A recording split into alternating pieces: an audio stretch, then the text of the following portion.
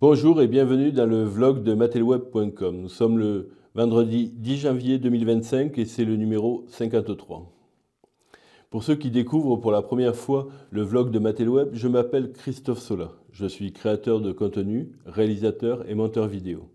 Et je m'occupe également de ce vlog, des capsules vidéo sur des sujets très différents avec toujours le même objectif, comprendre ce monde ou à défaut, avancer un peu dans sa connaissance.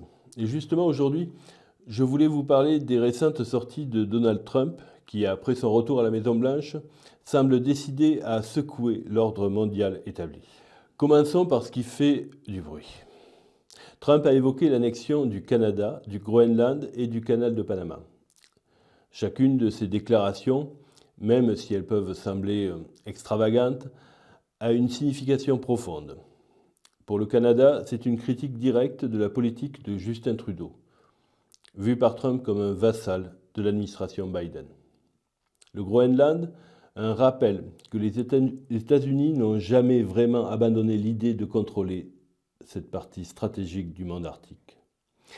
Et le Panama, c'est le symbole de la nostalgie impérialiste, un retour à l'époque où les États-Unis dictaient leurs lois en Amérique latine. Mais ce qui est peut-être le plus intéressant, c'est la perspective avec la Russie. Trump, avec son pragmatisme habituel, semble comprendre que la Russie a désormais une supériorité militaire, notamment avec ses armes hypersoniques. La guerre en Ukraine a changé la donne, montrant que les États-Unis ne sont plus les seuls à dicter les règles de la guerre moderne. Trump a promis de régler le conflit ukrainien rapidement, mais il se heurte à une Russie qui ne cédera pas à la pression. Poutine a montré qu'il ne négocierait qu'à ses conditions.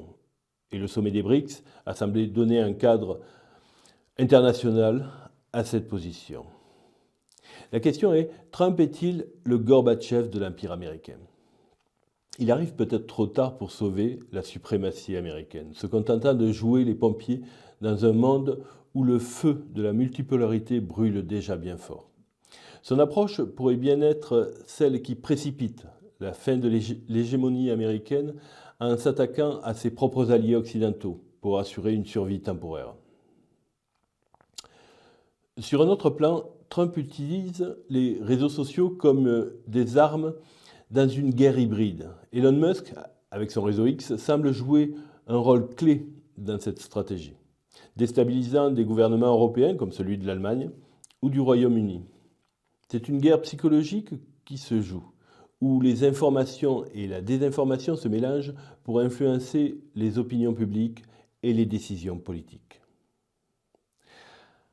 La montée de l'AfD en Allemagne, soutenue par Musk, en dit long sur cette nouvelle forme de diplomatie digitale. Trump et Musk semblent vouloir réécrire les règles de l'engagement international, utilisant les réseaux comme un levier de pouvoir. C'est une stratégie qui pourrait bien se retourner contre eux, car la manipulation des réseaux sociaux n'est pas un jeu sans conséquences. En conclusion, avec Trump, nous entrons dans une ère où l'imprévisibilité est la règle. Ces déclarations, ces alliances, ces stratégies sont autant de pièces d'un puzzle géopolitique complexe. Nous sommes peut-être en train de voir la fin d'un empire, mais aussi la naissance d'un nouveau monde où les anciennes règles ne s'appliquent plus. C'est un moment fascinant, inquiétant, mais aussi excitant pour qui veut comprendre les dynamiques du pouvoir contemporain. Je vous remercie pour votre écoute et je vous dis à la prochaine fois.